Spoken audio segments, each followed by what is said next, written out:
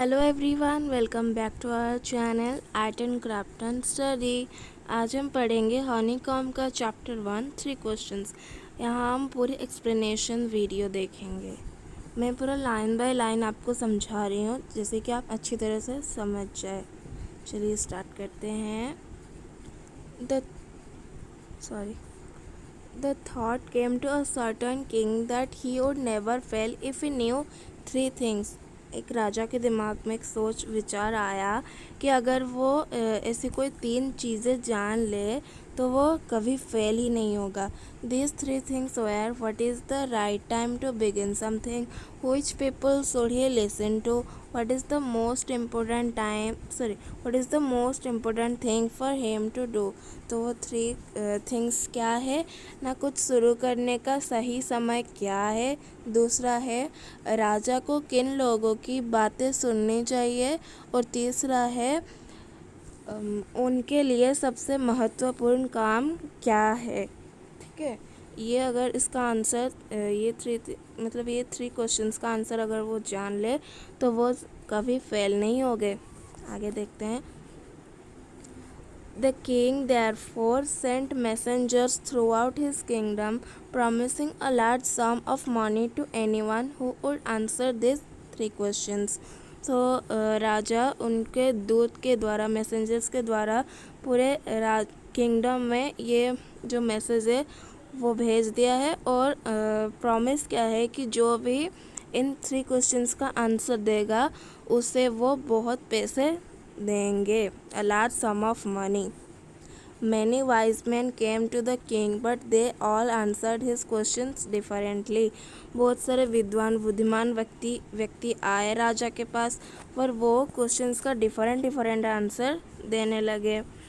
In reply to the first question, some said the king must prepare a timetable and then follow it strictly. तो first question क्या था, कुछ शुरू करने का सही समय क्या है। तो कुछ लोग बोले कि राजा को एक टाइम टेबल प्रिपेयर करना चाहिए और उसे फॉलो करना चाहिए। Only in this way they said could he do everything at its proper time. तो इसका मतलब है कि सब कुछ उचित समय पर कर पाएंगे सब काम। Others said that it was impossible to decide in advance the right time for doing something.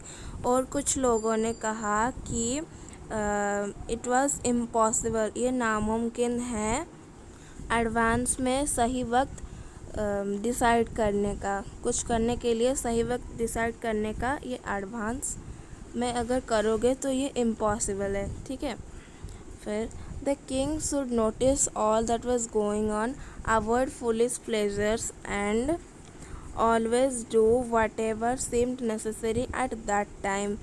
तो इसका मतलब क्या है ना, कुछ लोग जो कहते हैं ना कि मतलब कहे कि राजा को इन फुलिश प्लेजर्स को अवॉइड करना चाहिए। इन फुलिश प्लेजर मतलब ये जो फर्स्ट क्वेश्चंस का आंसर कुछ लोग बताए ना आपको टाइम टेबल बनाने के लिए, तो इधर वही कहा है कि इन जो फुलिश प्लेजर्स को अवॉइड करें, मतलब टाइम टेबल ना बनाए, और always do whether seemed necessary at that time, हमेशा वही करे जो उस समय ज़रूरी हो। ठीक है, फिर देखते हैं। Yet others said that the king needed a council of wise men who would help him act at the proper time. और कुछ लोग बोले कि राजा को काउंसिल ऑफ वाइज मैन मतलब बुद्धिमान व्यक्ति की एक परिषद चाहिए जो उन्हें सही समय पर हेल्प कर सके, मदद कर सके।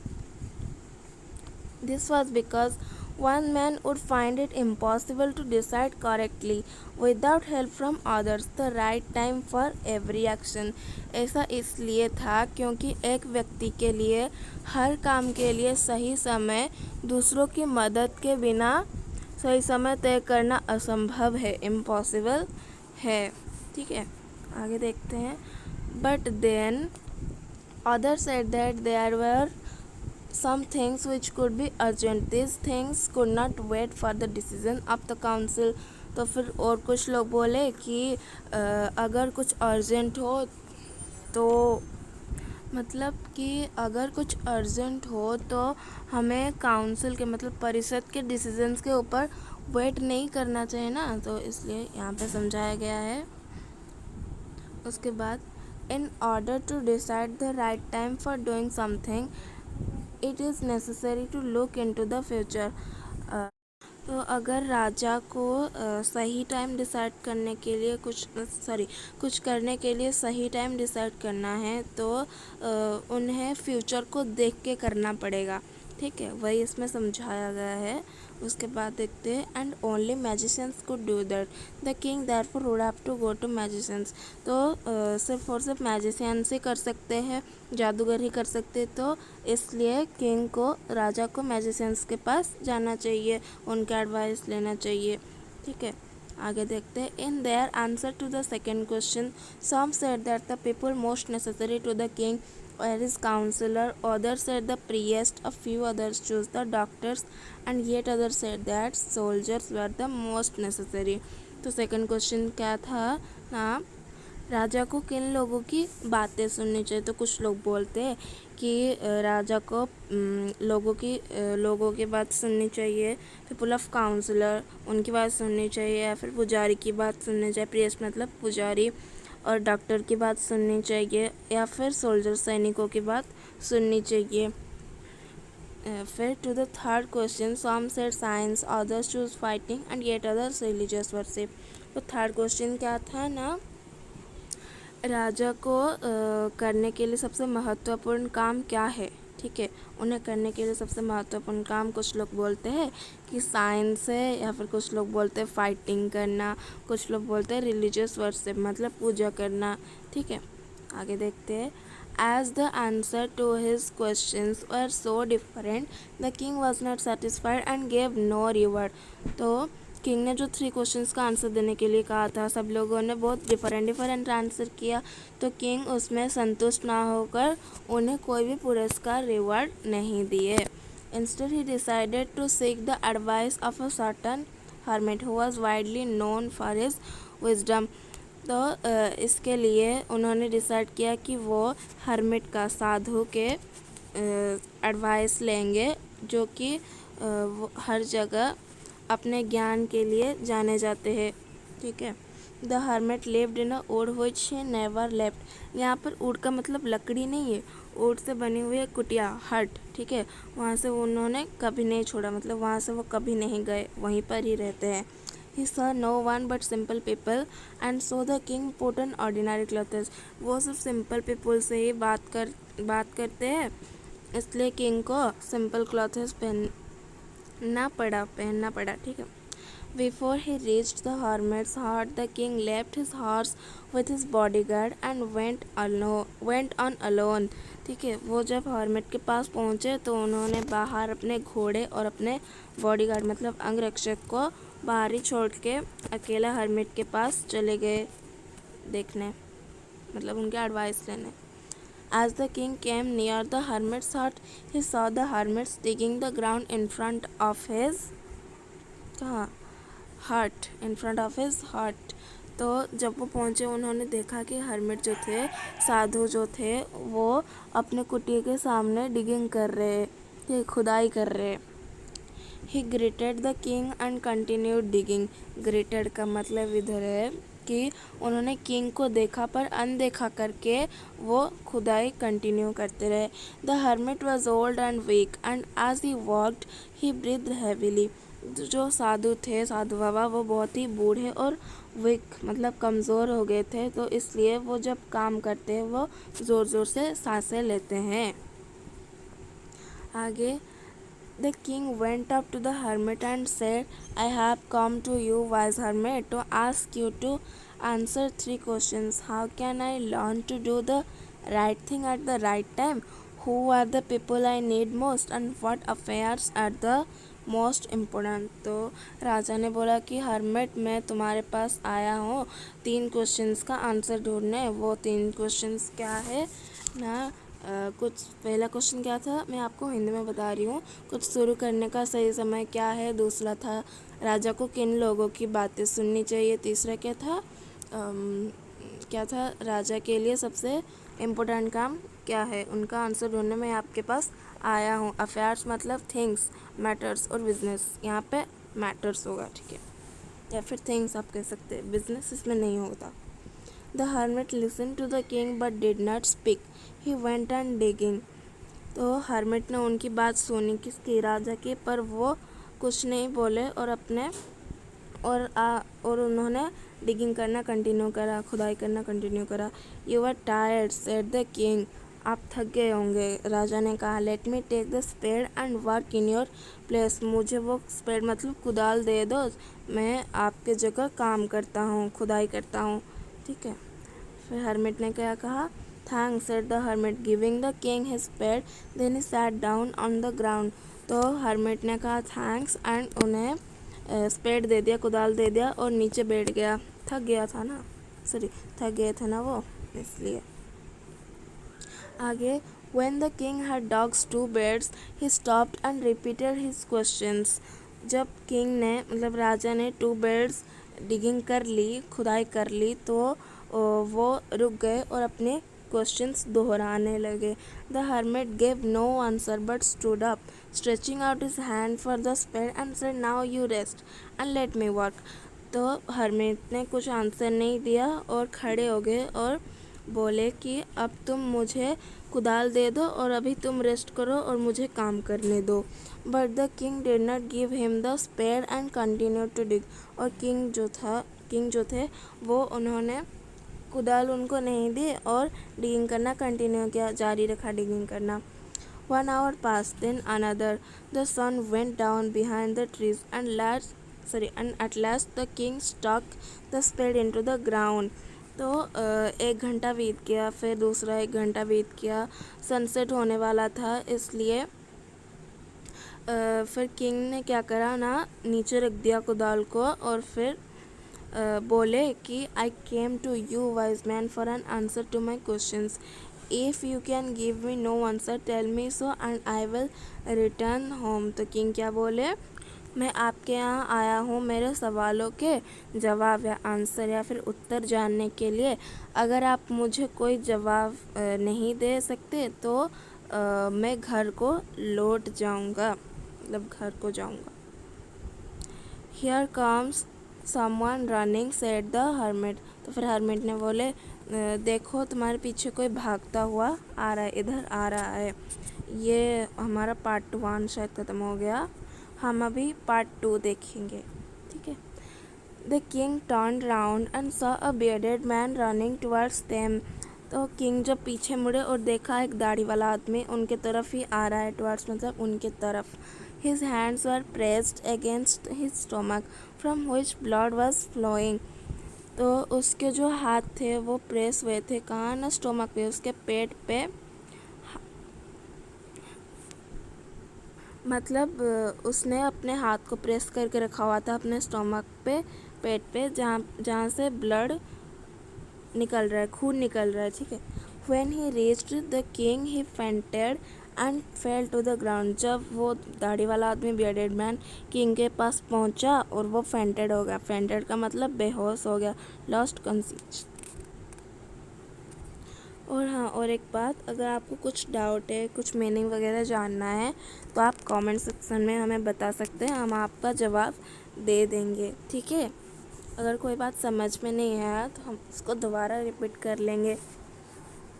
फिर आगे, the king and the hermit removed the man's clothing and found a large wound in his stomach. तो किंग और हर्मिट क्या करे ना, रिमूव कर दिए उस दाढ़ी वाला आदमी बियर्डेड मैन के कपड़े हटा दिए और उन्होंने देखा कि उसके पेट पे बहुत बड़ी घाव है, ठीक है। फिर the king washed and covered it with his handkerchief but the blood would not stop flowing. तो जो किंग थे वो क्या करते, उन्होंने वो जो घाव की जगह था ना, उसको पेट के सॉरी उसको मतलब वो बियर्डेड मैन का पेट धोया, उसने वॉश किया और फिर कवर्ड कर दिया, किससे ना, हैंडकरचीफ के, राजा के रुमाल से उन्होंने कवर्ड कर दिया। But the blood would not stop flowing. पर खून जो था वो बहना स्टॉप ही नहीं होता है, the king redressed the wound until at last the bleeding stopped. तो फिर किंग ने रिड्रेस्ट किया, मतलब फिर से एक और कपड़ा बांध दिया जब तक कि ब्लीडिंग स्टॉप नहीं हो जाता, मतलब खून बहना बंद नहीं हो जाता। फिर आगे देखते हैं। The man felt better and asked for something to drink. और वो जो आदमी था उसे अब बेटर फील हो रहा था, तो उसने पूछा कि कुछ पीने के लिए पूछा। The king brought fresh water and gave it to him. तो राजा थे, उन्होंने उसके लिए फ्रेश वाटर पानी ला के दिया। By this time the sun had set and the air was cool. और तभी सनसेट हो गया और सूर्यास्त, ठीक है, और ठंडी हवा बहने लगी। The king with the hermits help carried the wounded man into the hut and laid him on the bed. वो जो राजा थे वो हर्मिट के मदद से उन्होंने वो आदमी को कुटिया के अंदर ले गए और बेड पे लिटा दिया। The man closed his eyes and ले क्वाइट। और वो मैन जो था वो सो गया। The king tried by his work and the work he had done lay down on the floor and slept through the night. वो जो किंग थे, राजा थे, उन्होंने मतलब उन वो आज काम करे ना बहुत, इसलिए इसकी वजह से वो आज बहुत थक गए थे, इसके लिए बेड पे तो वो सोया था, इसलिए वो फर्श पर मतलब ज़मीन पर सो गए पूरी रात। फिर when he awoke, जब वो उठे, it was several minutes before he could remember where he was or who the strange bearded man lying on the bed. तो जब वो उठे उन्हें कई मिनट लग गए, several minutes याद करने के लिए वो कहाँ है और वो bearded man कौन है जो बेड के ऊपर लेटा हुआ है, lying on the bed, ठीक है। Forgive me, said the bearded man in a weak voice when he saw that the king was awake. तो bearded man ने देखा कि जब राजा उठ गए तो उसने बोला कि मुझे माफ़ कर दो। इन a weak voice, कमज़ोर वॉइस में उसने बोला। I do not know you and have nothing to forgive you for, said the king. तो किंग ने बोला मैं तो तुम्हें नहीं जानता और मेरे पास कुछ नहीं है तुम्हें माफ़ करने के लिए। फिर bearded man ने क्या कहा, You don't know me but I know you. I am that enemy of yours who swore revenge on you. उसने कहा कि तुम मुझे नहीं जानते पर मैं तुम्हें जानता हूँ और मैं तुम्हारी वही एनिमी हूँ जो तुमसे बदला लेना चाहता है। Because you put my brother to death and seized my property. क्योंकि तुमने मेरे भाई को मार के मेरी प्रॉपर्टी को जब्त कर लिया था। सीज्ड मतलब जब्त कर लिया था। I knew you had gone alone to see that hermit. और मैं जानता हूँ कि तुम अकेले जाने वाले हो हर्मिट को मिलने। And I made up my mind to kill you on your way home. और मैंने मेरा मन बना लिया था कि जब तुम रिटर्न करोगे अपने होम को, अपने घर में रिटर्न करोगे मतलब जब तुम लौटोगे और मैं तुम्हें वहीं मार दूँगा। But the day past and you did not return. पर दिन बीतते चले गए पर तुम लौटे ही नहीं। So I left my hiding place and I came upon your bodyguard. तो मैं मेरा हाइडिंग प्लेस छोड़ के तुम्हारे पास आ गया, तुम्हारे बॉडी गार्ड के पास आ गया। फिर he recognized me and wounded me, वो मुझे पहचान लिया और मेरी ये हालत उसने ही की है। I escaped from him but I should have died if you had not dressed my wounds.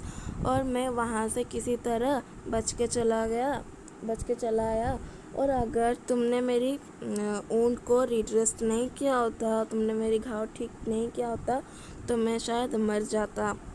I wished to kill you and you have saved my life. मैंने सोचा था मैं तुम्हें मारूंगा पर तुमने तो मेरे लाइफ ही बचा दी, तुमने मेरी लाइफ सेव कर ली, मतलब ज़िंदगी बचा ली। Now if I live I will serve you as your most faithful servant and will order my son to do the same. Forgive me. तो अभी मैं तो ज़िंदा हूँ तो मैं आपका मोस्ट लॉयल मोस्ट फेथफुल बनकर रहूँगा, सर्वेंट बनकर रहूँगा। और मैं मेरे बच्चों को भी कहूँगा, सन्स को भी कहूँगा कि वो भी वही करे, मतलब दूसरों की मदद करना, ठीक है। फॉरगिव मी, मुझे माफ़ कर दो। फिर देखते हैं। The king was very happy to have made peace with his enemy so easily and to have won him over as a friend. और जो राजा थे वो बहुत ही खुश हो गए क्योंकि उन्होंने अपने एनिमी के साथ बहुत अच्छी दोस्ती कर ली थी बहुत इजी तरीके से। ठीक है, he not only forgave him but said he would send his servant and his own doctor to look after him and he promised to give back the man his property.